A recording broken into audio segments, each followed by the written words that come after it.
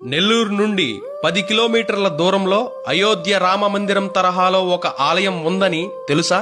అచ్చు అయోధ్యలో ఉన్న రామమందిర నిర్మాణ శైలిని తలపిస్తూ 5 ఎకరాల విస్తీర్ణంలో రాజస్థాన్లోని భగత్పూర్ నుండి తీసుకువచ్చిన ఎర్రటి రాళ్లతో ఈ ఆలయ నిర్మాణాన్ని 1996లో పూర్తి చేశారు. జైన మతాన్ని పునరుద్ధరించిన 24వ తీర్థంకరుడు వర్ధమాన మహావీరుడికి ఈ ఆలయాన్ని అంకితం చేశారు.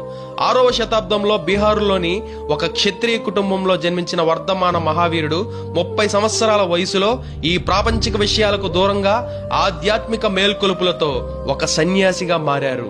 12 సంవత్సరాల పాటు చేసిన తీవ్రమైన ధ్యానం తపస్సు ద్వారా ఆయన జ్ఞానాన్ని పొందారు. గౌతమ బుద్ధునికి సమకాలికుడుగా ఆయన్ని వ్యాఖ్యానిస్తారు. ఈ ఆలయ నిర్మాణ శైలిని ఎంత వర్ణించినా తక్కువే.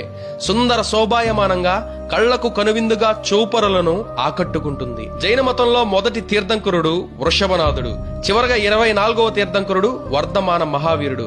తీర్థంకరులు అంటే మరణం పునర్జన్మ చక్రం నుండి విముక్తి పొందే మార్గాన్ని చూపించిన ఆధ్యాత్మిక గురువులు అని అర్థం.